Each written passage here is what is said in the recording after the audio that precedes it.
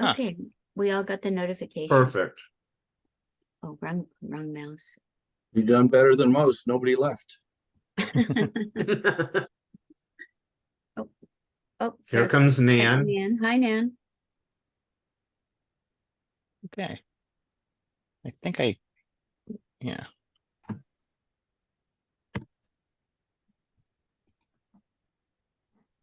Hi, Nan. Hi.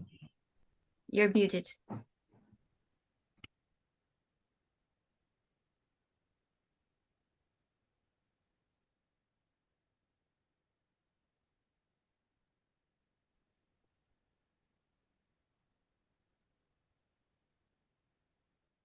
I like your background, Paul. Thank you. Hi, Angela. Yeah, hi, Angela. Hi, Paul, if I didn't say hi, hello, and Nan, hello. And forgive me for looking down. Because I am good friends with Chris, I did text her as a reminder. Let me get my little glasses. So what we're going to do is, it is 5:30, but we're going to wait 5 minutes to give those who are walking across one room to another to get to the meeting and or driving home and getting into the house. So in the meantime, does anyone have anything that they'd like to talk about? Like, how was your day?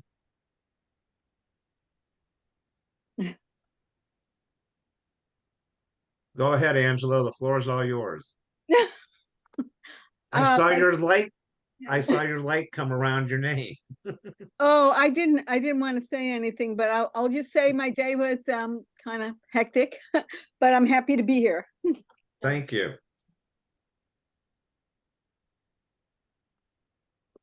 Yeah, So same here. It caught me by surprise that it was a school holiday today. So that was, yeah, unexpected, but yeah, we got through it. So for those of you, so like Jessica, Angela, Paul, or Nan, what are your expectations for this evening? If any. I don't have any. Okay.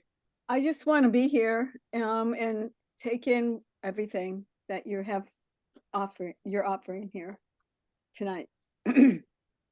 I'd just like to learn what's happening. Yeah, and I'm interested in what Chris has to offer and how things are being used and where they're being used.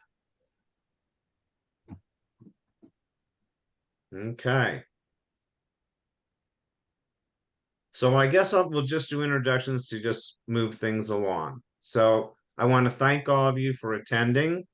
As you all know, I'm Bruce Gross. I'm VP of Membership, and I'm part of the ILTE committee.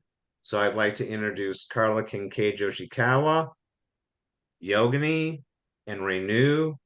They are also members, so they can go ahead and say hello. Go ahead, ladies, Hello. you may say hello. Hello, I had a fun day. Nice to see everybody. Hi, Same everyone. here. Welcome to our SIG event and hope to see you again in the future. Good, thank you, Yogini. And so, just as a teaser, Yogini's going to introduce our guest speaker, which you already know because he's in the upper left-hand corner. However, SimInsights is going to be one of the sponsors coming to our April event that most of you do not know about, but we're going to just mention it now so that you guys can start the buzz about it, because you'll hear more about it this coming December. It's going to be held in April. It's going to be face-to-face. You'll get to talk to people. You get to talk to vendors and learn more about what all this new technology is all about. So with that, Yogini, I'm going to let you do the introductions. Sure, absolutely. Happy to. So just to back up a tiny bit with the immersive learning and talent experience SIG, what we're trying to do is to really embrace and put our arms around, wrestle, if you will, new technologies that are coming our way rapidly, whether it is some form of virtual reality, virtual worlds, or with the goggles, with the headset, AR, AI, right? All of these things that are coming rapidly at us, and to try and demystify them, debunk some myths around them, and hopefully make them less threatening and more accessible. And so with that in mind, I work with a startup, as does Renu, that is all about immersive learning using virtual reality.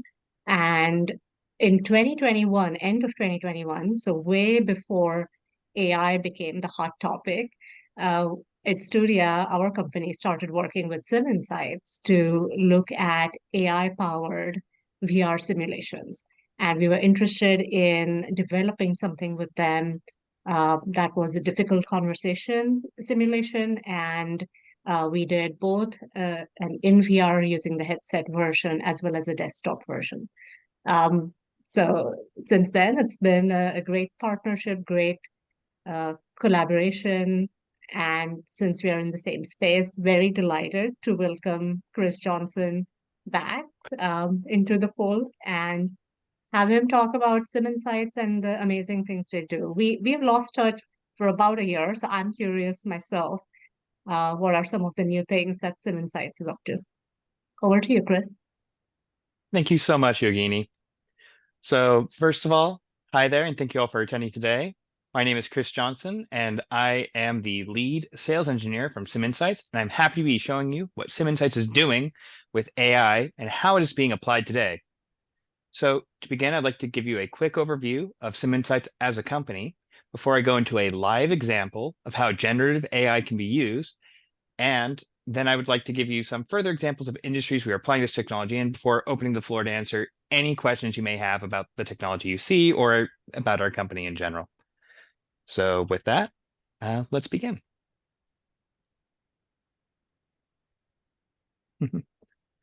So SimInsights helps companies train employees using immersive AI-powered content so that they can get prepared for the future of work. Since 2017, we have introduced over 10,000 people to XR through our dozens of projects, events, and our software platform. We believe that simulations are fundamentally a richer media type than text, images, and videos. And the reason simulations have not been used widely is cost. So we have built a no-code platform that drops the cost of simulations by 10 times or more. We are driven first and foremost by equity and access, and cost reduction is crucial for that. All our values are derived from our focus on equity and access for improved learning. So with that background about how we build our simulations and how it behaves at a high level, I'd like to at a high level. So to achieve this purpose, we've developed three primary offerings. That would be Hyperskill, which is the platform that enables non-programmers to create, develop, and deploy 3D immersive simulations. Skillful, which is a content collection for career exploration at the K to 14 levels. And we also offer custom content development and services to create custom simulations, typically for enterprise. So all content that we produce with Hyperskill supports a wide range of devices to ensure customers can get the maximum return on investment from their content development investment. We are a hardware agnostic company. If you have a device you want supported on, we will do so. And so with that, we are building the metaverse for robotics training and assessments with several partners within the industry. I'm going to just go through some industries that we're building and working with and who we're doing it with and a quick example of what they're using it for. So for example, we are partnered with the Arm Institute in Pennsylvania and A3 in Ohio. They are leveraging the platform for assessing users as they go through a diagnostic process of a robot that has a fault with it.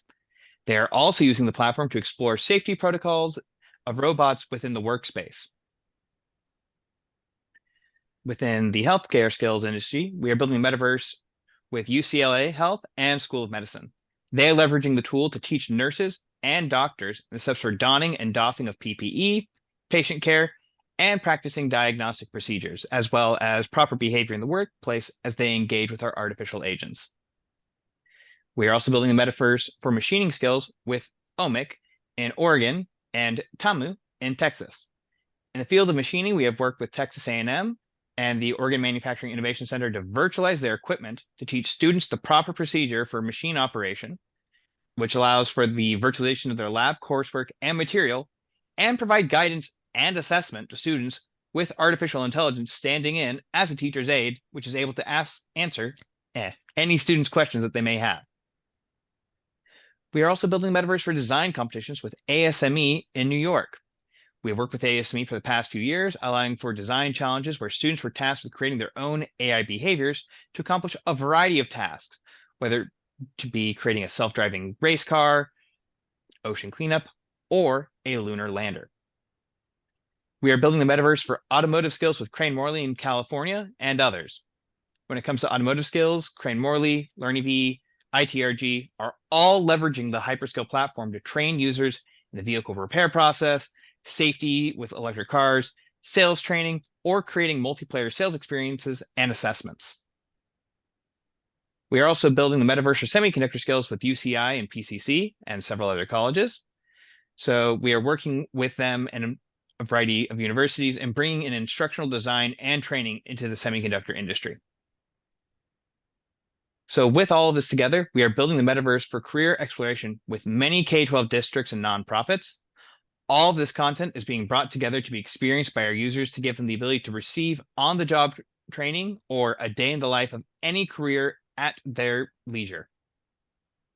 This ready-to-consume content is all powered by our hyperscale system that allows for rapid content creation that has AI in the back end, able to answer any questions about the content as if you had an expert in the room with you at the time, regardless of what field of study you are in, whether it be automotive, culinary, fire science, or more. SimInsights trains employees using immersive AI-powered content so they can get prepared for the future of work. We personally believe that no single company can build simulations for all the various skills, so we are partnering with organizations that have a deep complementary expertise in training. We team up with our partners to combine our skills and build simulations that are accessible, sustainable, affordable, and portable across any platform. Most importantly, the simulations are innovative. We partner with these amazing and diverse organizations to build these metaverses on a common platform of hyperscale. We have shown the power, agility, customization, and cost-effectiveness of the platform, and we are looking ahead to connecting more organizations, jobs, and careers to classrooms by building more and more immersive experiences and delivering them to learners throughout the US and the world. Electric vehicles, semiconductor, wind-powered, and skilled trades are just some of the major areas that we have come up in recent conversations. So what we find when we look across the industry, we find that our business model is unique in these 5 respects. There's no other company that is this type of business model. We are asked to compete or to compare with competition. And we clarify that it's not about a feature battle, but rather about a fundamentally different business model that's 100% optimized to help customers maximize their benefit from XR and AI technologies. Everything we are doing is driven by that goal, with equity and access being the prime objectives. And that is why we are striving for excellence in the above 5 aspects. I want to conclude by emphasizing that we are optimizing primarily for equity and access. Equity and access are driving our choices in technology, pricing, and offerings.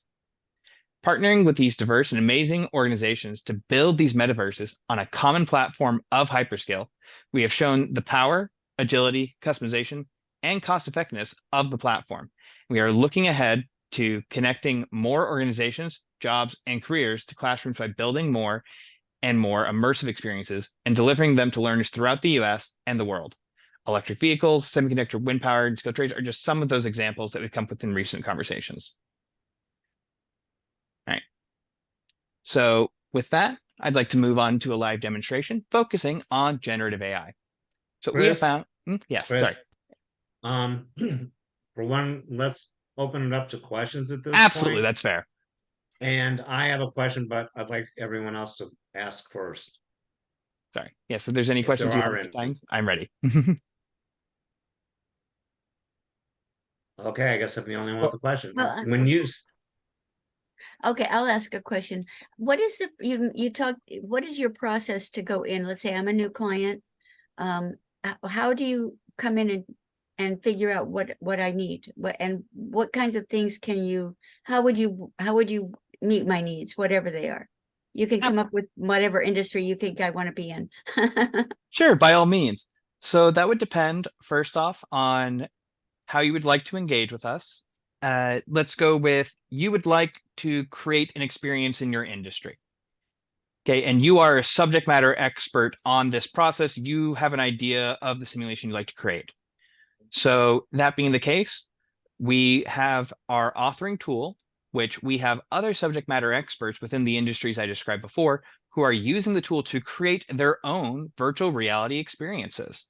The tool is able to serve as a self-service where you are able to create, customize, design the entire simulation from scratch on your own, utilizing our tool. It's easy to use, and we conduct regular training sessions for the use of the application that we have created so that you are able to edit, create, and design, receive feedback, and iterate upon the design and evaluation of your own simulations.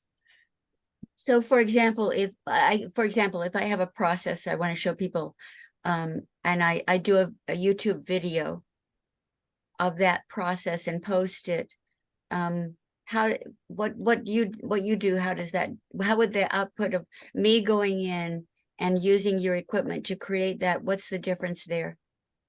So the difference would be is that you would be able to make it an interactive 3D experience for your users rather than something that they just are watching and not participating in.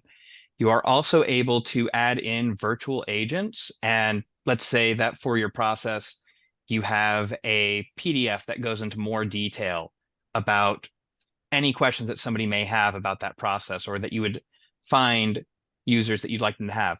Well, by feeding that to a virtual agent, they can go through the experience and ask it questions, and it will respond based off of the document that you provided it.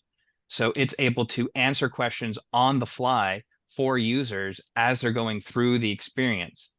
A common example of this is, let's go with in the manufacturing field, and you're using a robot or a machine, sorry. And through that, you have given it the instruction manual of how to operate the machine. And somebody goes, hey, what does hitting the reset button on this do? The agent would go through, would read through that entire document, have it in its mind and go, oh, hitting the reset button on that can do a variety of things depending on what state you are in. It can either return or remove whatever alarms are on the console. It can halt the job process and do this if it's currently running something, or it can do something entirely different. I don't know. But it would have that information on hand and be able to respond appropriately. And you could also ask other questions that are more process related, such as, hey, how do I perform this action? Or how do I get it to do this? And go, oh, well, the steps to do that are 1, 2, 3, 4. And it will respond on the fly to these questions. Yes, so if it's kind of like a job aid, would that be also something that you would be able to pull up as a user and see that part of the process? Is it that complicated or that complex a thing that I'm doing this, but I want to go, so you can do multiple levels. Like, here's the overview of this process. Now somebody says, let me delve into this one part of the process. Is that a way you can build that into the same project, that they could go as deep or as shallow as they want? And so it's maybe multiple for different levels of expertise, somebody's wanting to learn the most basic stuff. Can that be built into the same process with you, that somebody who's wanting to learn they know all that stuff, they want to bypass it and go right to the really difficult stuff? You could design the simulation in such a way that is how users could engage with it. Yes. And I assume there's some kind of stop button in the process for both the people creating it and also for people who are doing it and go, wait, I got to take this phone call, or wait, I'm hungry, I have to go eat. You're able to pause the experience In VR, pause does not exist. You can just take the headset off, I suppose. But for desktop and other methods of interaction, yes, you can pause the simulation and come back and engage with it on your own time. That is another large advantage of doing this in a simulation in comparison to doing this training in person, which is probably the closest estimate to it. And that you are able to engage with it in your own time, in your own space, in your own environment, where it is most convenient for you. And does it in any way sync with LMSs for tracking learning and completion and things like that? Yes, every action, interaction, reaction by the system is logged within our own system, and we have linked with several LMSs based off of customer needs. Particularly that ends up happening with schools and some enterprise customers where they have their own LMS system, which they want us to read this data into. Okay, those are my questions. So somebody else jump in now. Yogini's got her hand up. I do. And I also wanted to say to everybody, as Chris is presenting and talking, even when he does the demo, if any questions occur to you, feel free to put them in the chat. Sometimes if I don't put it in right away, I forget what my question was by the time we're done. So just wanted to invite you to do that. I wanted to know, Chris, in the automotive example that you gave, I was intrigued by the MR, the mixed reality sales element. And that's something new, which I haven't heard SimInsights talk about. Would you explain how that would work? Yeah, absolutely. So I'll just take a quick step back because some people don't understand how mixed reality and virtual reality are kind of different. And I think that's kind of a key part of your question. So first and foremost, the difference between virtual reality and mixed reality, my common example is in virtual reality, it will take you from your current environment and place you into an entirely new one. My go-to example is you are in your office and now you are in a jungle. You are no longer in your office whatsoever. You don't see it, and you are now interacting within that jungle environment. Whereas in mixed reality, it'll take parts of a virtual environment and put it into the real world. So for example, you are in your office and now there are palm trees, there are animals and other parts of the environment in your office with you. So that is the primary difference between virtual reality and mixed reality. So what we are able to do as we are platform agnostic is you are able to designate certain entities, particularly the example that you're asking for, is we put a customer that the user was trying to do a sales exercise with and a virtual vehicle, and we placed it in the environment. So the user was speaking with this person, selling a virtual car to them or describing the features of it and getting the customer requirements and needs to this through this engagement with them. And that was the exercise. And they were later evaluated on how far they got with that process, how much they learned about the customer. And it was a team exercise as well as a head-to-head thing where we had multiple groups going through it at once to see who did better. Nice, thank you. So I have a question. Just as a follow-up to that, I wanted to check in. Before Bruce, I just wanted to check in because it's a follow-up. Would the headset then be would have to be able to see or use mixed reality, right? So then you would have to change what you use to be able to experience that? If I'm understanding your question, the answer is no. We are platform agnostic, and you author once on our platform, and you're able to experience it across platforms or devices with it being authored once. You don't need to reconfigure your simulation for what platform you'd like to experience it on. Does MR require a different type of headset though? Because the Quest 2 doesn't support mixed reality from my understanding, right? I see your point. So that was my question. Yeah. It's a great idea. So yeah.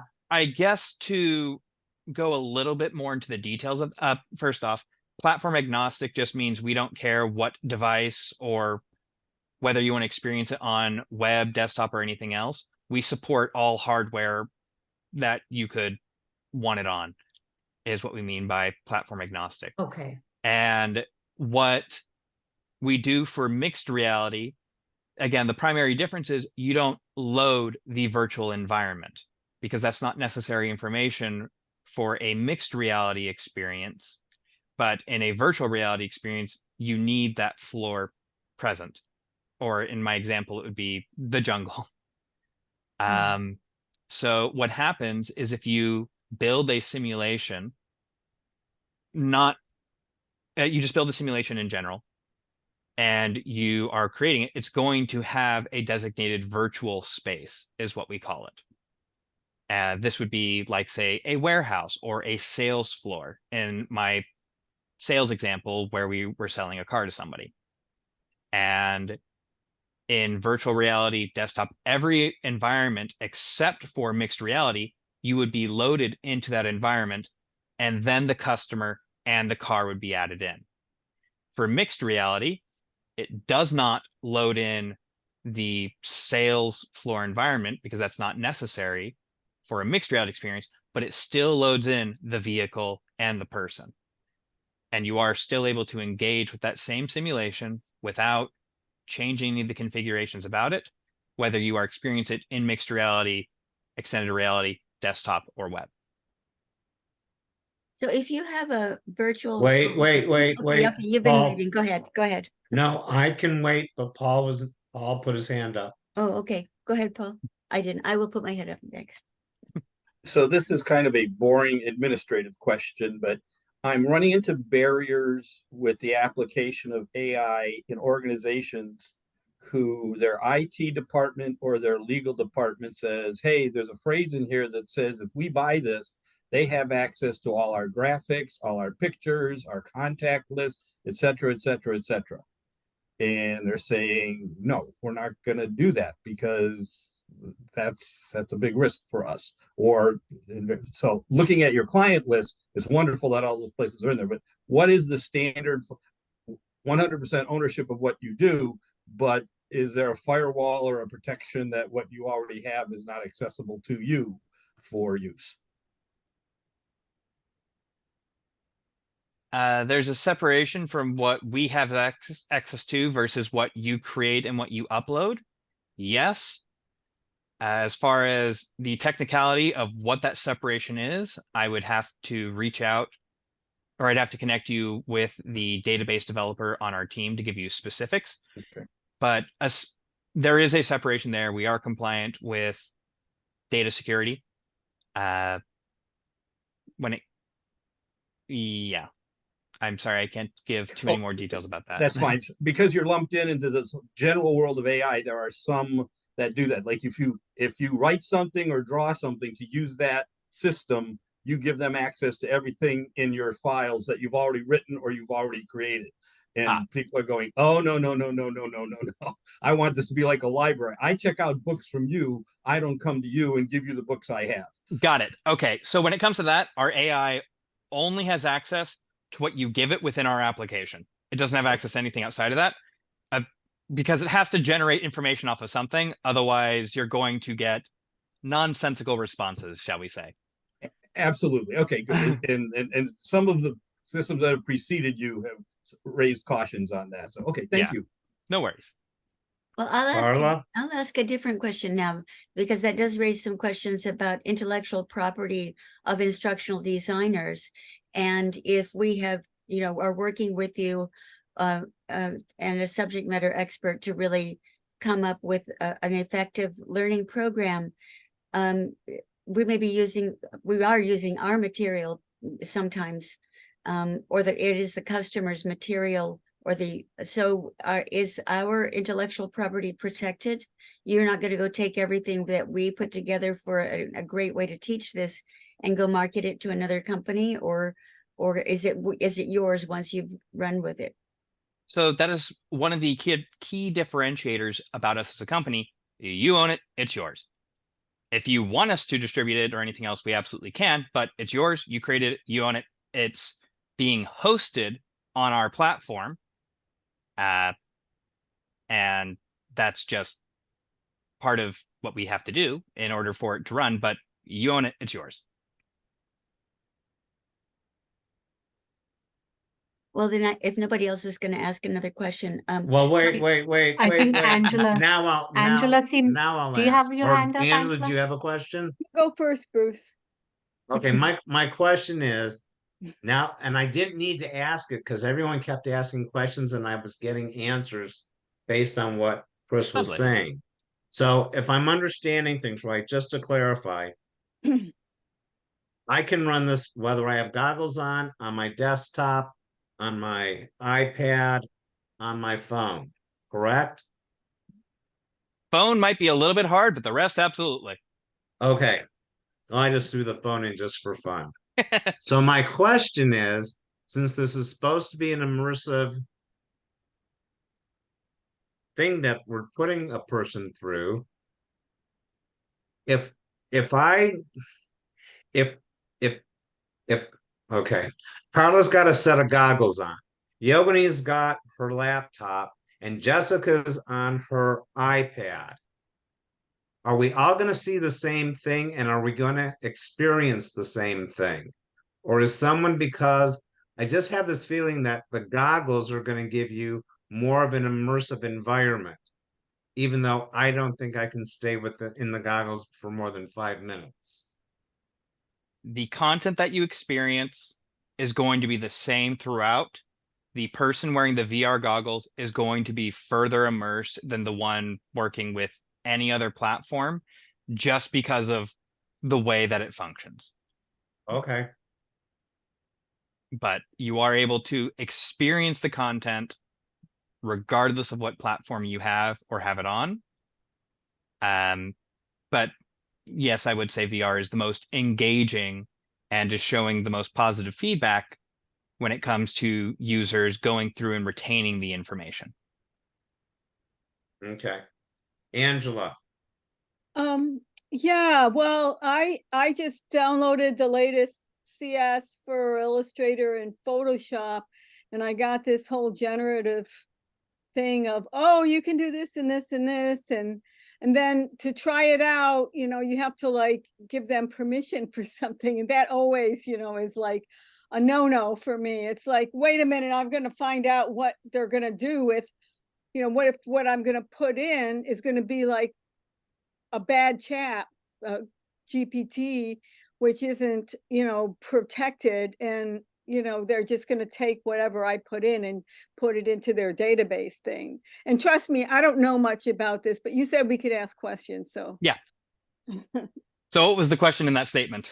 Oh, it's this generative AI, if it's saying it's a generative AI application like Adobe Illustrator or Adobe Photoshop, and inviting you to like use this new tool, but you have to kind of sign something, kind of like say it's okay, you can take me over to wherever this place is. I didn't do it, so I can't say, but is that to be trusted? Generative AI, what exactly does that mean? And I guess maybe I shouldn't be asking this because, everybody probably knows what it is but me. No, I think I have that's no a idea. fair question. It doesn't quite apply to our application in that functionality yet. We are much closer to the Chat GPT side of content generation versus the Photoshop side at this time. What I can tell you from how we utilize it is it's something you can turn on or off. You don't have to use it if you don't want to. And what the benefits primarily are is allowing free engagement with a virtual entity and having it respond to the user with the context that you've provided it, which is a massive leap forward in comparison to how it had to be done before. And where that really sees its power is the modality of engagement and in how those responses will now incorporate the phrases of how you engaged with the agent in their responses. So it feels a lot more connected to the learner and when done correctly, more on point and focused to that specific learner. To kind of, if it's okay, if I could just ask one more question. In that interaction, the robot or whatever it is, the intelligence that I'm connecting with, that's giving me this, that I'm engaging with, this entity, is it extracting stuff from what, I'm not an entity, but I am an artist. So, is it extracting something from me that I may not want it to have?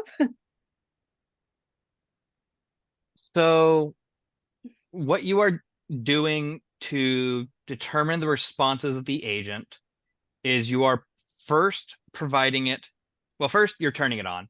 Second, you are providing it with some context. Typically, this is either a short paragraph describing how you want the agent to behave, or giving it a piece of documentation that you want it to become knowledgeable on. Okay, those are the two typical ways that you prime the agent to give responses. The demonstration I'll be giving has the AI agent Echo as an example, who is an expert on generative AI and will talk about how it can be used in training and how it can specifically be used within our application. And then you're able to otherwise have it just be that agent that you're interacting with. This is typically done through speech. So the only information it is getting out of you in this case is what you provide it to prime it. So it is giving intelligent responses rather than just random nonsense, and what you are specifically saying to it in speech. And that's it. Oh, It's not extracting any other data from you from that, other than what you provided it from those two sources. yeah, probably sounds paranoid, but I get it. It's a new technology, and there are some scary things that you can do with it. So okay. we're trying to sidestep that issue a little bit with where we are right now, but we'll see where we get in the future, and if your concerns are more warranted, and if we need to limit access it has. I just don't think that's the case with our current version of the application. Okay. All right, Carla. Okay, my question is, oh, I'm trying to lower my hand and talk to us, can't do it. My question is, as I'm hearing this, and I'm envisioning sort of a one-on-one kind of learning. And I was wondering, so for example, can you have multiple people inside a shared environment wearing goggles, or some on their computer or whatever, or is it really one-on-one? So artificial agents benefit most from one-on-one, and that is currently how our agent best engages. We have done multiplayer simulations in the past, and we do support it within our system. So it is possible to have one-to-many scenarios. Just the virtual agent side of it benefits most with a one-to-one engagement. What do you mean the virtual agent side of it benefits the most? In what way? If I have a question for the artificial agent, it will respond to me and it will remember my responses.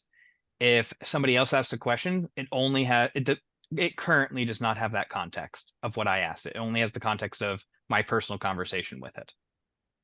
Oh, interesting. We Okay. are working to develop that out further at this time, but that is a current situation. Okay. If that makes sense. All right, I'd say let's move on to a demonstration. Excuse me. Excellent. Good questions, everyone.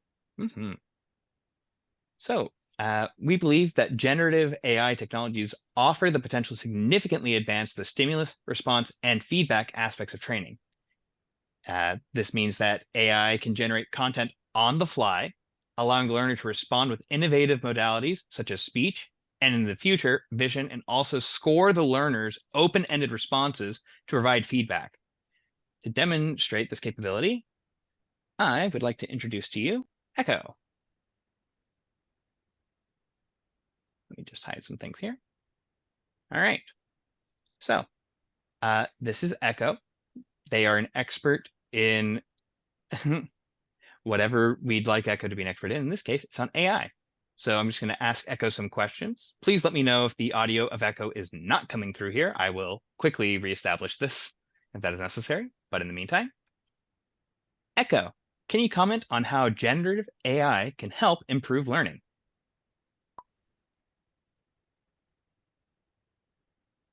As an AI, I don't possess a gender, but I facilitate personalized learning, offering tailored educational content based on the learner's progress and understanding. This approach helps to maximize engagement and improve learning outcomes. Very briefly, can you give specific examples of how AI can improve training?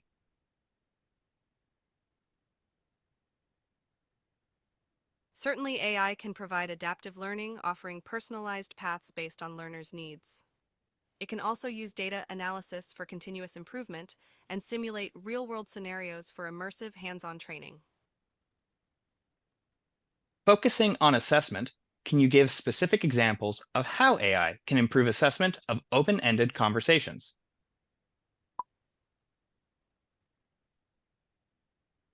AI can analyze open-ended conversations for understanding, sentiment, and topic relevance. It can also track progress over time, identify areas for improvement, and provide personalized feedback, enhancing the assessment process. Interesting. Would you mind just putting that into practice? I would like you to participate in an improv exercise. Of course, I'd be delighted. Let's jump into the improv exercise. Please begin the interaction when you're ready. Hi, welcome to our dealership. How can I help you today? Hello? I've been eyeing electric vehicles lately. I'm looking for something with a long battery range. Can you show me what you've got? I'm a bit short on time, though. Absolutely. So I'm here representing Future EV, and I'd like to demonstrate to you or show you our newest vehicle, which is the Embargo EV. It boasts the most amazing range and can be fully charged in 4 to 5 hours, and you get a 300 miles on a full battery.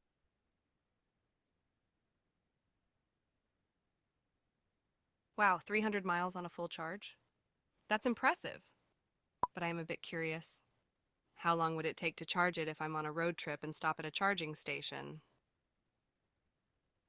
Absolutely. So for home charging, you can typically get it installed, and it takes about 4 to 5 hours, given how our stations are compatible with anything around you. So that's the average time that it takes for a vehicle to be fully charged.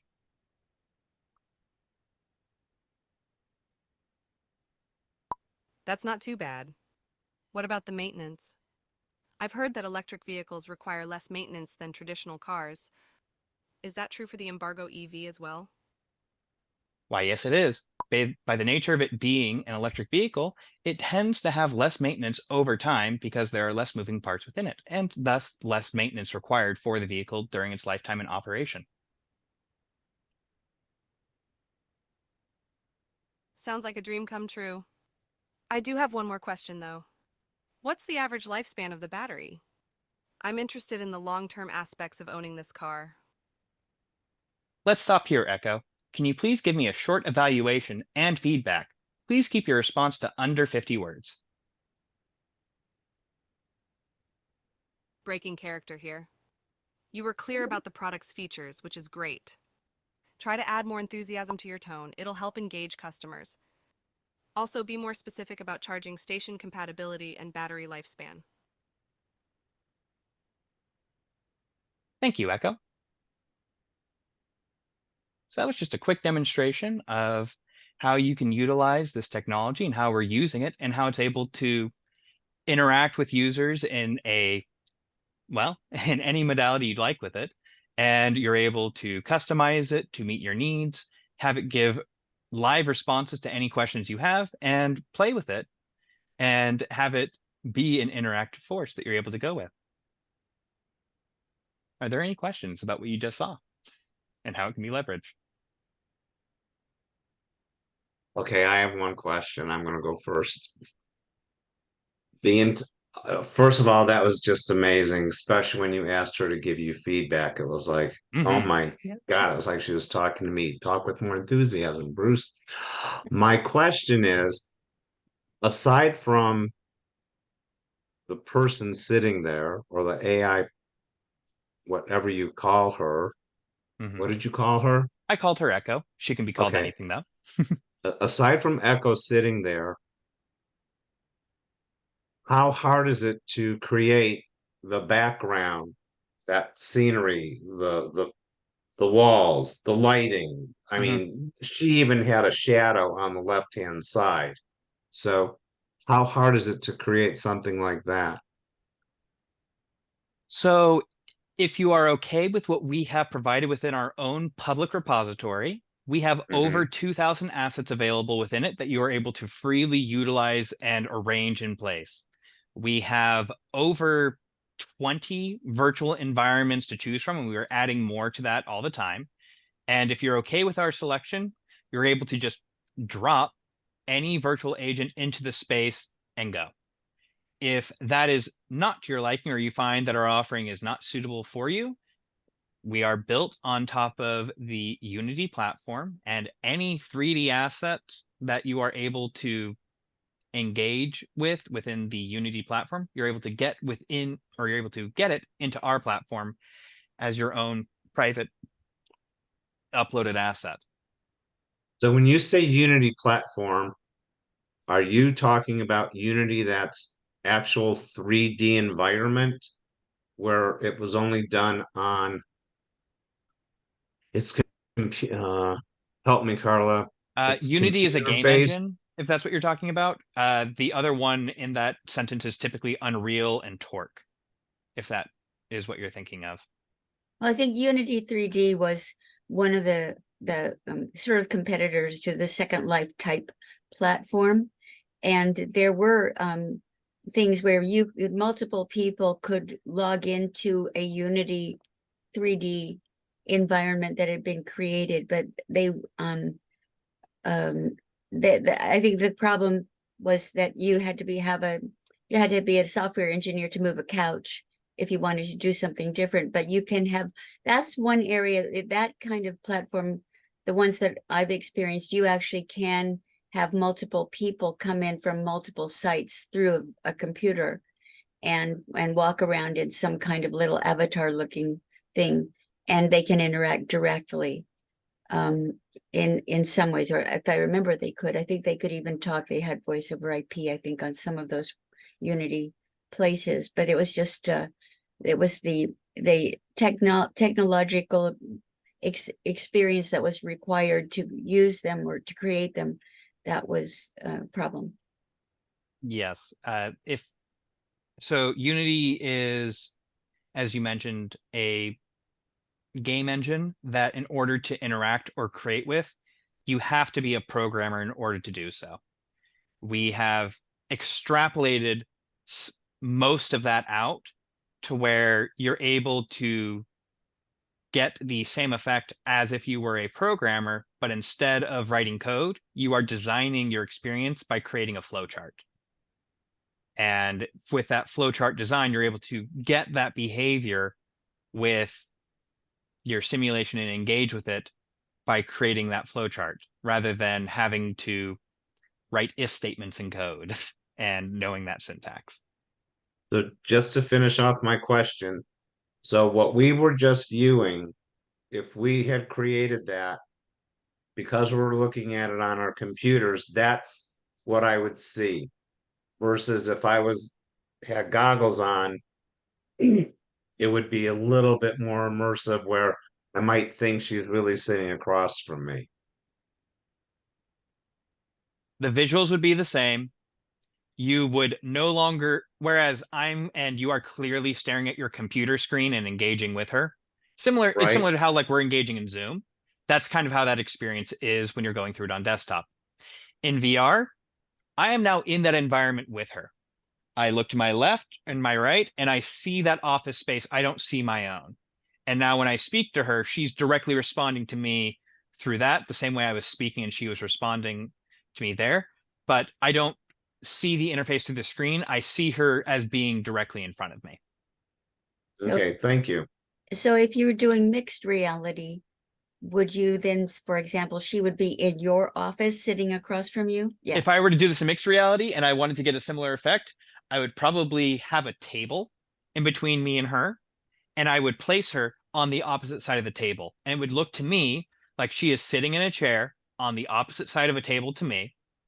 And I would be in my own chair and she would be there, and we would engage that way.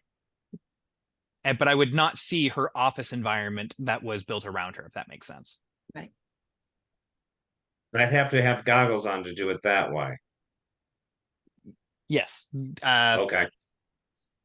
Mixed reality does require a headset in the same way that a computer is required to interact with her elsewhere. Okay. Unfortunately, it does not beam directly into my head yet.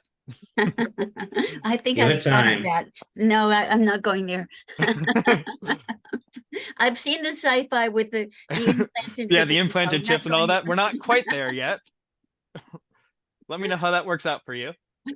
I'm not doing that until it is far along in the human testing phase, and maybe then. As an example, this would be the headset required for mixed reality. This is a Microsoft HoloLens.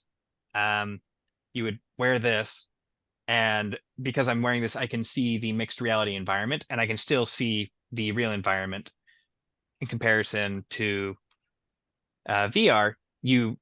It's blinders kind of thing. I cannot see the real environment through it. I don't have that one. Other questions? I had one.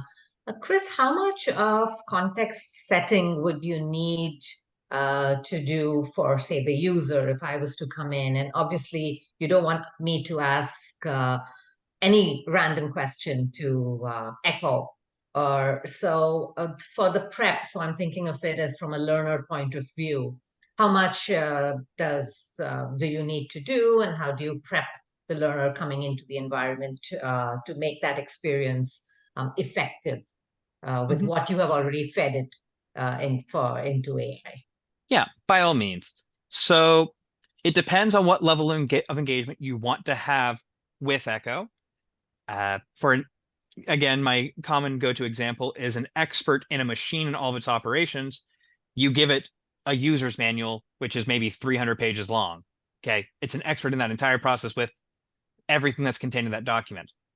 And then I put a small little sentence in either the document itself or in the prompt that is given to Echo that says, if the user asks anything that is not in the context of this machine or machining in general, respond with, I'm sorry, I'm not at liberty to discuss that topic. I'm an expert in this machine. And that is enough to get it to where if anyone asks questions like, how do you feel about the weather? What do you think about Star Wars? What movies do you like? It'll always respond with that phrase, I'm sorry, I'm not at liberty to discuss. Yeah, that makes, and also for the person using it, do they typically tell them that, these are the topics that you discuss or something like that before you engage in that environment?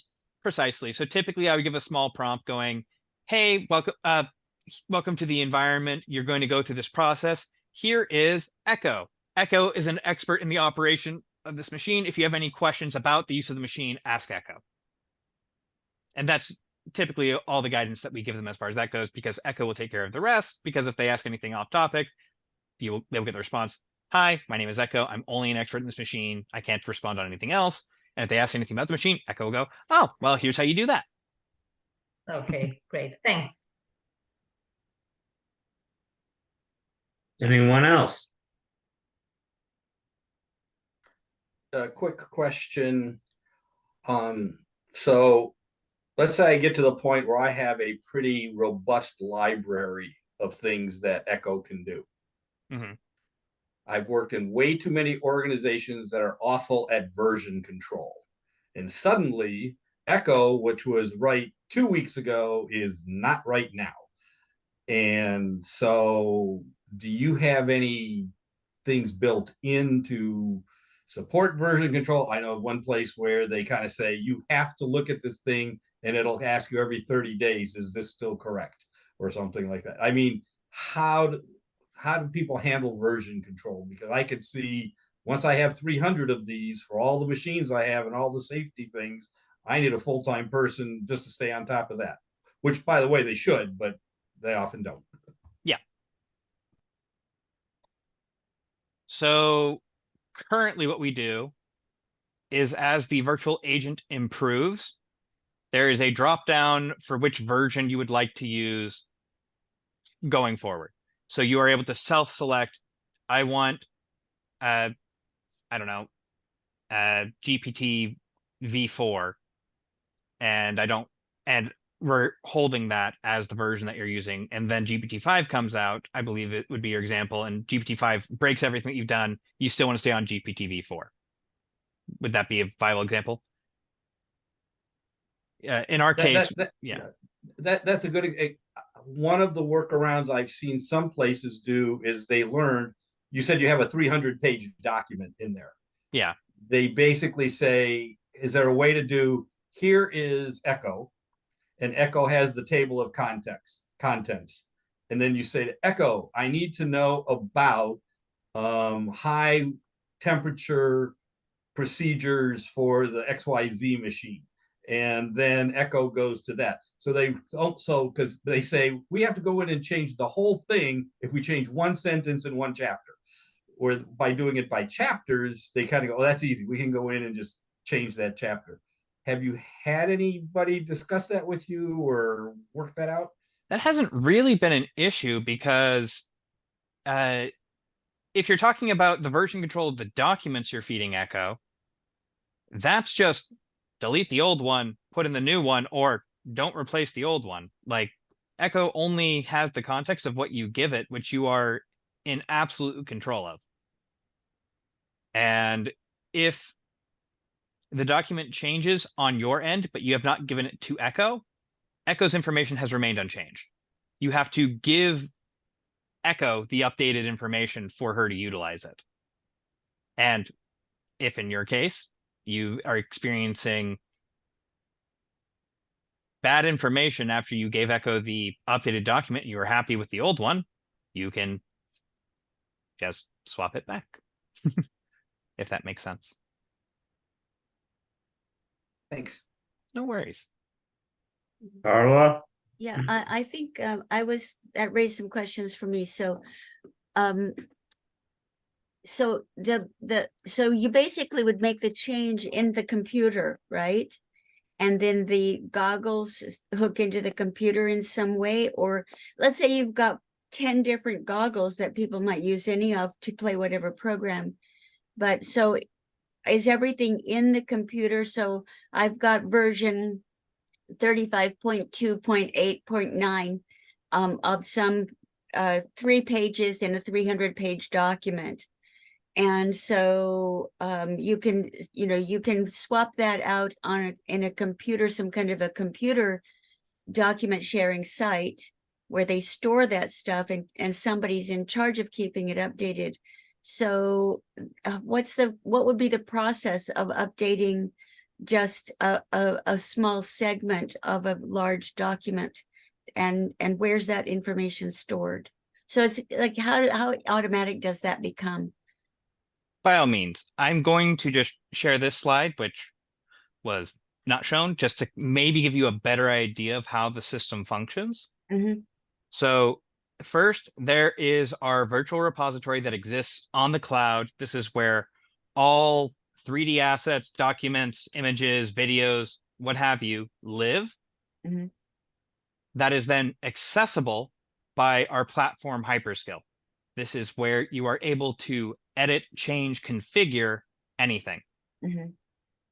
whatever device you are trying to access it from is referencing to what is in this hyperskill platform. So it doesn't matter how many users you have trying to access the information. They are looking at what is the most current version based off of what has been created of that experience when they launch it. All right. Going forward from there. From Okay. that, you then have the Insights portal, which is showing you all the analytics and data generated from the user going through the experience. So this could be connected then to wherever your document repository is, most likely would be on the cloud. But it would, once some part of a document was updated, then that's what, even if it wasn't formally a new version, it's just some change was made, that it would still get the latest version of those pages. Whatever version is in the repository Okay. that you've given access to Hyperskill to, that is the version Hyperskill can reference, and you can either then delete the document or change that within here. But whatever you have pointed to, or whatever document you have pointed to within the Hyperskill Studio is what the Hyperskill experience mode is going to look at.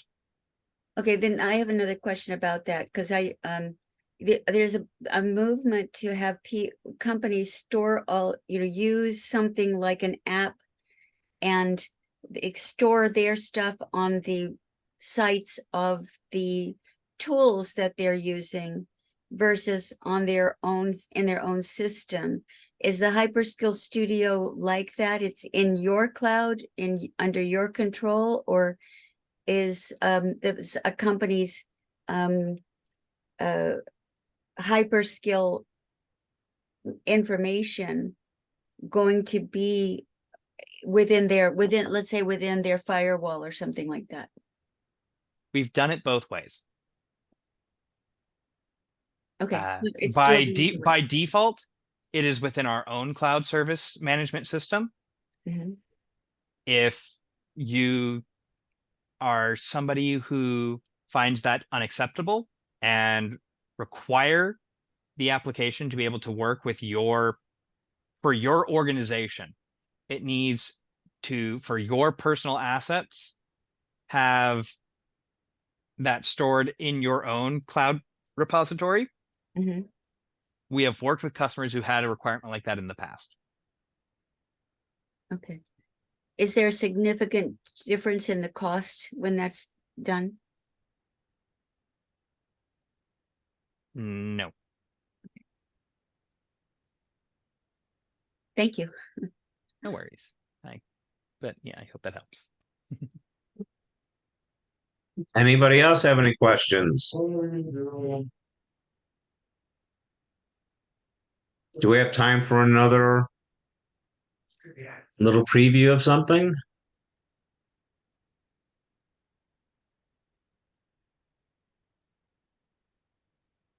I think so.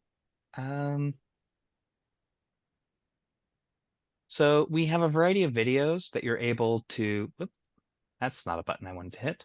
So we have a variety of videos that you're able to see on our YouTube video that has a variety of experiences and authoring that we have showcased in our trainings and anything else. So if you have any questions about what it is we have or have done in the past, I can go through. When it comes to demonstrating AI, though, we've also used it for conducting practice interviews. If that's all right, I can showcase that if that's of interest to people here. Otherwise, it would probably be better, or I could showcase a experience that you're able to go through, which is just a guided process, but as it walks you through step by step. We have a variety of videos and topics that are viewable on our YouTube channel to go through. Is there anything that stands out? Could you put that in the chat later, Chris? By all means, I can put this The right YouTube here, channel. right now. Okay, thanks. Yeah. Alternatively, I could briefly walk through what the authoring looks like.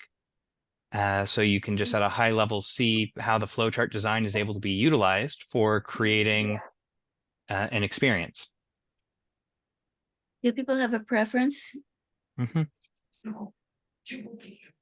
We could watch a I simulation. would say, Yeah, go ahead. watch a sim. I was going to say, let's save authoring for part 2 when we call you back, Chris. Fair enough. Yeah, I do want to see the authoring, but we can do it in a second stage. Yeah. Oh. So Okay. Angela, Paul, Nan, Sharon, do you have anything that you'd like to see? I'm good with that one.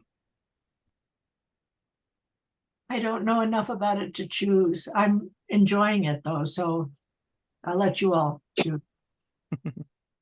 Yeah, I'll let you choose. All right Yeah, then. yeah, I'm good too. All right, it's all on you, Chris. All right. I will show you a recording of a VR experience that we have created. This one is an experience that was created for the purposes of guiding a user through operations in a greenhouse, shall we say. It is guided by our virtual agent as the user is being walked through the process from start to end. And here's the video. If you have any questions anytime, let me know. I'll pause the video or we can come back at the end of it. It's pretty short though. Welcome. Today you will learn about how to sow seeds in garden pots inside a greenhouse. I'm interested in. Oh, sorry. This is being experienced in VR. So that is what is happening here, and that's why the engagement is happening the way it is. Learning about careers in agriculture and. A greenhouse, also called glasshouse, is a building designed for the protection of tender or out-of-season plants against excessive cold or heat. Have you heard the quote, "A garden is a grand teacher"? Let us start our small garden by sowing a few seeds in this greenhouse. Let's get started.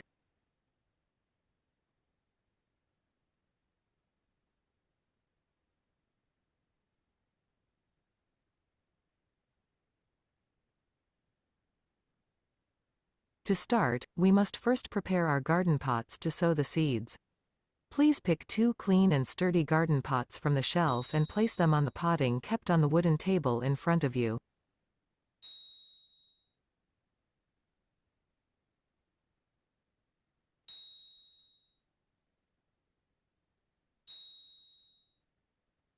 Good start. Let's now inspect the pots to ensure that the pots have drainage holes at the bottom to prevent water.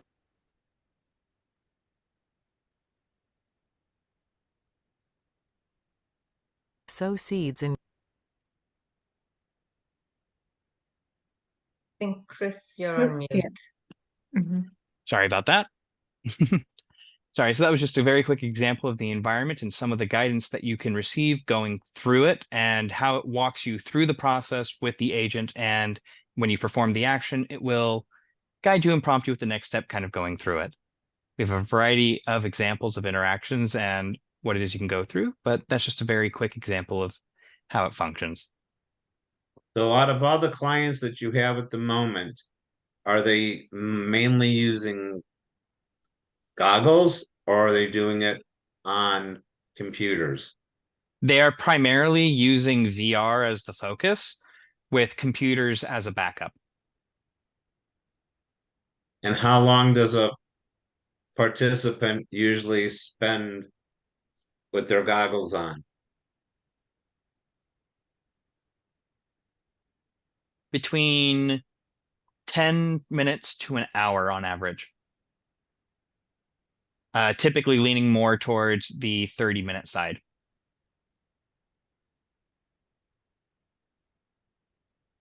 It depends on the client, on what their needs or focus is. For some simulations, the experience is designed to be in 5 to 8 minute experiences chained together. Or sometimes it is just a 30-minute experience that's going to walk you through an entire process. So it varies based off of client needs and what it is you are trying to showcase. Thank you. Paul? Yeah, I'm interested now that you showed that one, the one about the practice interview. Can you show us that one? Absolutely. And if you'd like, I could even conduct that one live because I think I know where that one is. Would you prefer cybersecurity or sales? I would like cybersecurity. All right. Today, you will experience how you can interview in a professional setting for the role of an entry-level job in a cybersecurity firm. Welcome. Let's start the interview. Hi there, Anna. The volume's very low. Interviewing I'm sorry, I don't think there's anything I can do about that. Okay, that's okay. today for this position.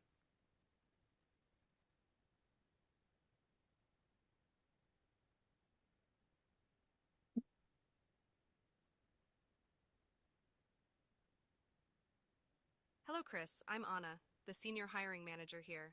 It's lovely to meet you. Let's move forward with the interview process. To start off, can you please describe your understanding of the responsibilities of the role you're applying for as a grad school graduate in cybersecurity for an entry-level job? Absolutely. My understanding of the job is that I am applying for is that within cybersecurity, my role will be to monitor incoming traffic and establish protocols and safety for the company that I am working for. I need to make sure that I have an understanding of architecture and the framework of a network and what is involved in setting up firewalls and procedures that will protect the company's users and the company at large from any potentially malicious attacks and establish recovery protocols should those fail.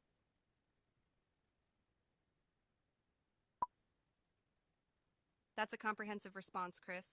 Moving on, can you tell me about a project or an experience where you had to implement your cybersecurity skills during your time in grad school?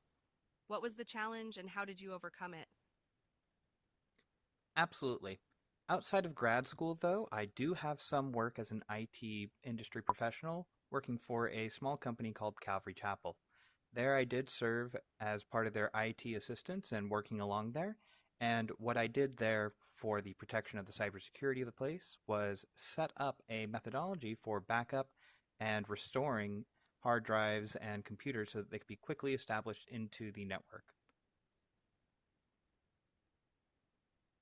That's very insightful, Chris. Given that the cybersecurity landscape is constantly evolving, how do you keep yourself updated with the latest threats and security protocols? So I tend to keep myself updated by following various news networks that I have subscribed to that are dedicated towards cybersecurity and what's going on in there. I also do pay attention to local news updates and what's being released on the news to see if there are any just public attacks that are occurring, as well as I do watch YouTube and keep mind of what's happening there.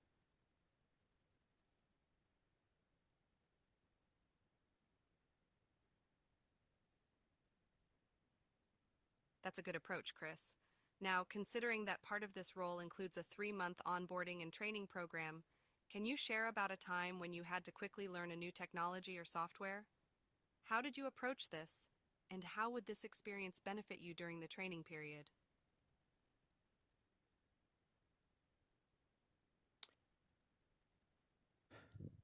So in my spare time, I have worked with object-oriented programming, and I have found that the best way to learn is just to get your hands on with what it is that you are working with. Learn, make mistakes in a safe environment, and ask people where it is that you have gaps, because you are new, and they will hopefully know that and will, in my experience, help you with what it is you have to learn. So, and I would use this experience to ask those who are better around me while I am trying a hands-on approach and ask for any solutions that they are aware of that are better than what I am trying to implement if they have familiarity with it.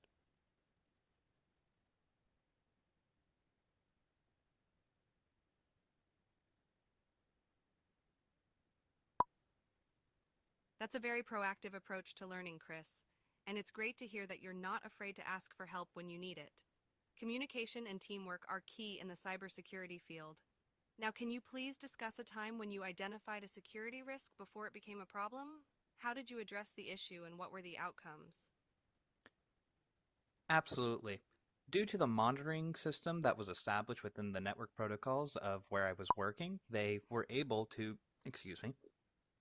get information of what websites users were utilizing and going through.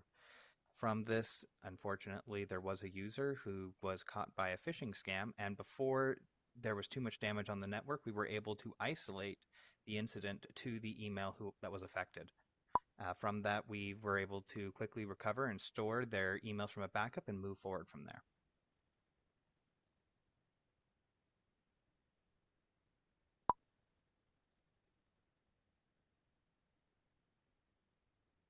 That's a great example of proactive problem solving, Chris. Your ability to identify and address potential threats quickly would certainly be a valuable asset in this role. Finally, how do you handle situations where you are under a lot of pressure? Cybersecurity can often involve high-stakes situations where quick decision-making is crucial. I understand that. I would like to believe that I handle high-pressure situations well. I do not crack under the pressure. It does motivate me to move forward with whatever task it is that I'm given, and I'm able to understand what priorities need to be dealt with now and which ones can be put off till later based off of what emergencies are approaching. I do believe that is a skill I have cultivated rather well within my life.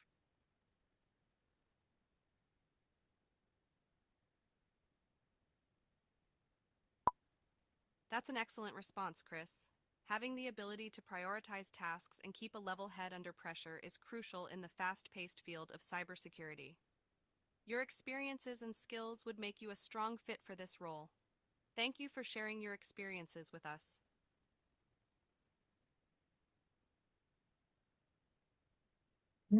Hired. Yeah. So this is an example of the same feedback that was given in text. In this case, it is being given in text. I was scored 8 out of 10 on my selection of language, which was one of the things we were looking for. And so could have been better. Here's how. And this is, the response given by the agent. So yeah, took me 6 minutes and 39 seconds to go through that. It looks like Paul has a question. By all means. So you can either just tell us or go back and maybe give us an example. What does the agent say when they've missed the answer to the question? They didn't answer it at all. Because most of the people who are looking for help with interviewing kind of know they don't interview well and they need to be told, you didn't answer the question. So I would configure the agent differently than I did here in this case. I would go step by step, and that would be a slightly different configuration to it, but very similar. And what it would be is I would give that feedback that I have here after every single response rather than all the way at the end. Right. Okay. And I would request that the agent do it. So it would be, okay, like it's assessing you for technical knowledge and language, but in this case, it's doing it over the course of the entire simulation. What it would do instead is do it after every single response.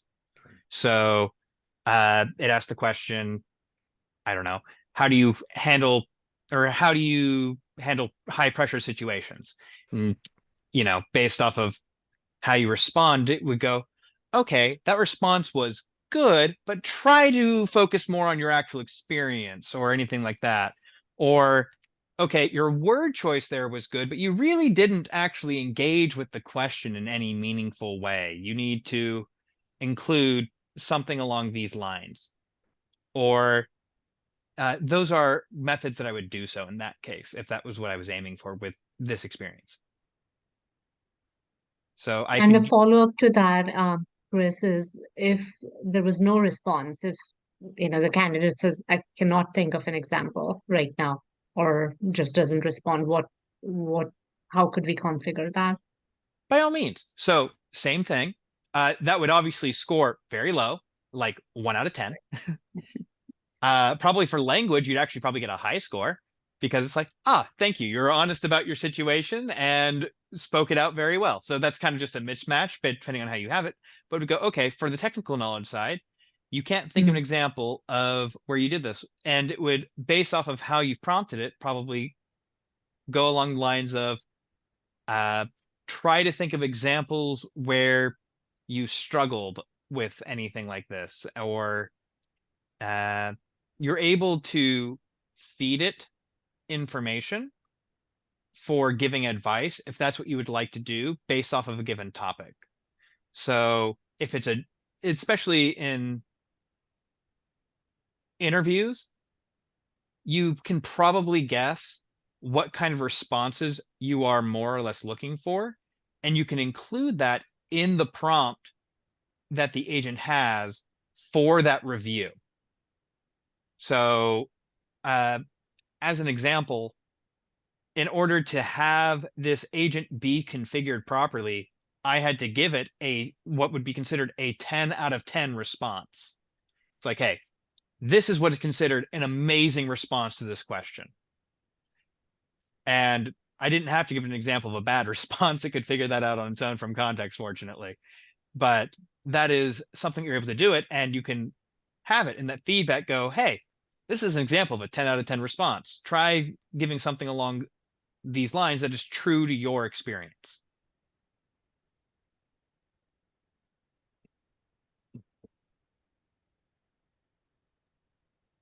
Paul has his hand up. So is when an agent is set up to do this, and I think I know the answer, but I need to ask, is it set up to keep them separate and categorized, or does it learn from each interviewee how to get better and better at answering the questions or responding to the questions? It is separate. Mhm. However, if you really liked a response and that you in your review session, after you've seen a session that's gone through and you really liked a response that the agent gave to a question, you're able to say, that was a great response to that question, cache that response. And if you get a question or if you get an input like that again, that is the exact response I want you to give. You don't need to generate a new one. That one was perfect. You're able to do that. And you're also able to do the opposite of, that was a terrible response, never do that again. Okay. Okay, thanks.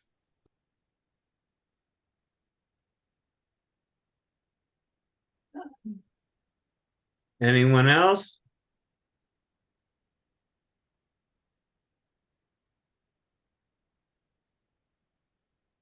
I just have a comment, which is that it seems like, Chris, there's a lot of behind the scenes kind of work that needs to happen, right? And a lot of planning. Do you have an estimate on, let's say, for a 6-minute engagement, how much work do you put in the background for scripting?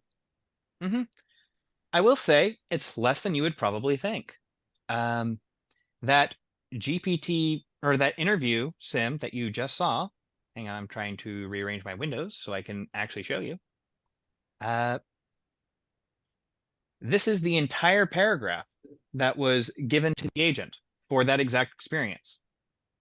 This is it. I didn't need to provide it any other information other than how it's grading, which is a different panel, but this is how Anna, sorry, different AI, is generating those responses. How it's being evaluated is done elsewhere, but this is how that conversation happened. And this was all that was needed to provide it.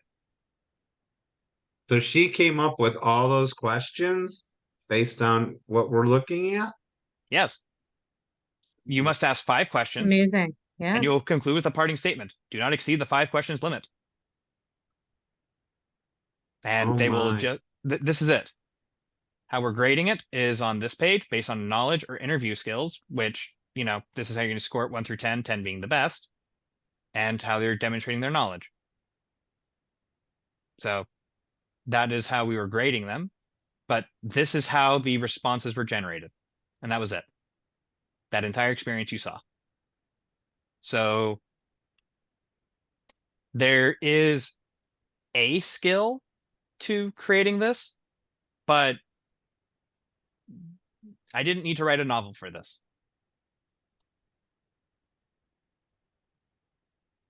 And after Chris, playing with it a few times, you kind of get it.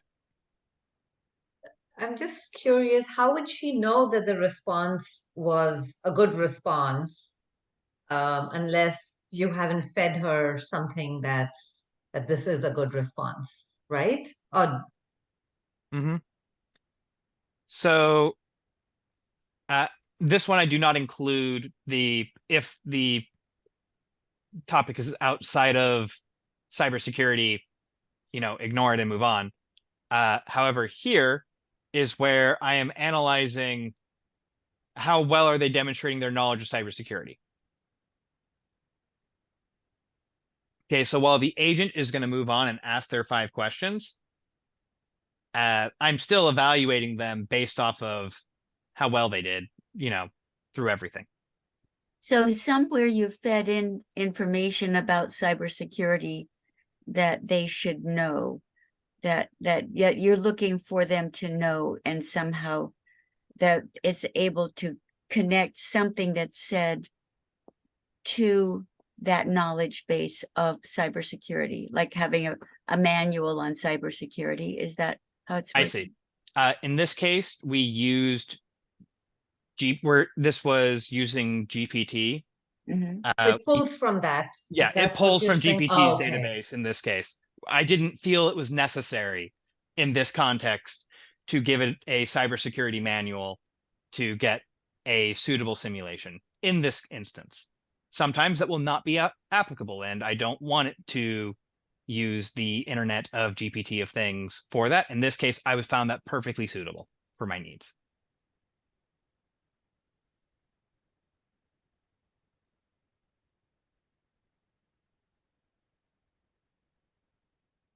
Okay, with the 5 minutes we have left, does anyone have any questions, comments, concerns? Or Chris, do you have any parting words for us? Other than, oh my God, that's a lot of, I can't believe you were able to do that in that short little paragraph. Yeah, I guess as a closing remark here, it's amazing what you're able to do, and the ability of it has really changed from what it was in the past with voice interactions with the agent. Whereas before, I have to anticipate the input in order to give a pre-selected response. Now, I don't have to do any of that, and the way it responds and behaves is amazing, as you saw. So it's a great tool that we feel that we are able to integrate with and showcase and leverage for a vast array of uses and simulations going forward. So we're happy to showcase this technology and how AI is as powerful as it is. And we are integrating it into more of our systems to allow this functionality to be used in amazing ways. Thank you. Angela, you did have a question. Yeah, I put it in the chat. What is the Oh. Internet GPT of things? So GPT, I'm yeah, a novice, so just sure. humor me. So GPT is a artificial intelligence that was essentially made by Google. They have made it more or less publicly available for people to engage with.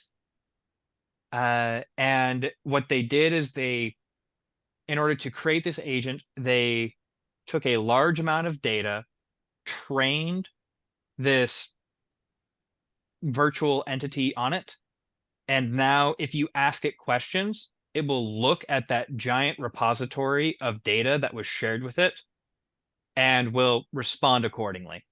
So this makes it so that it's a shortcut for you creating your own agents, because in order to typically create an agent, you would have to supply it with all that data yourself, train it, iterate on it, and that's just a long time-consuming process.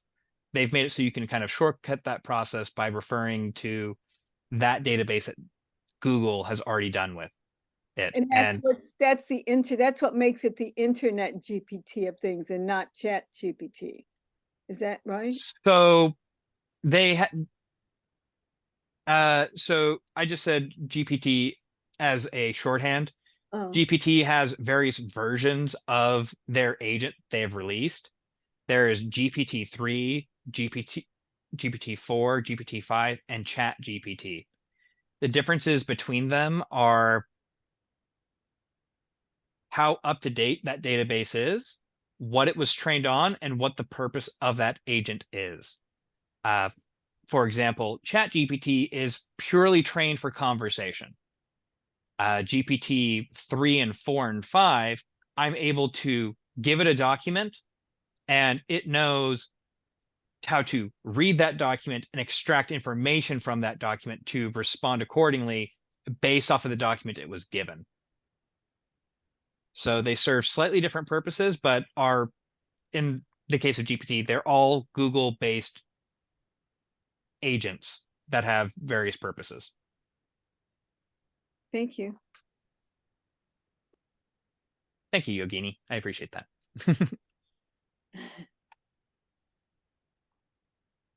All right, with 1 minute to go, I would like to thank you, Chris, for an absolutely interesting evening.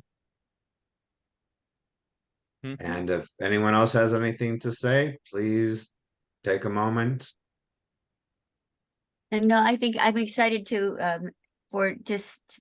we'll get version 2 where we go into the flowchart stuff, and also to see you at the face-to-face thing. I think this was very interesting. And I think, to the concerns about it, I was watching something yesterday from the father of AI saying, we have to get a handle on this because it can be great, but it can take over.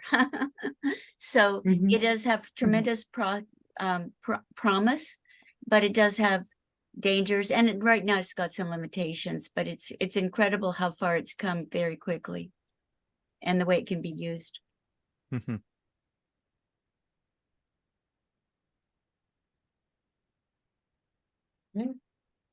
Thank you. Thank you, all for Paul. attending.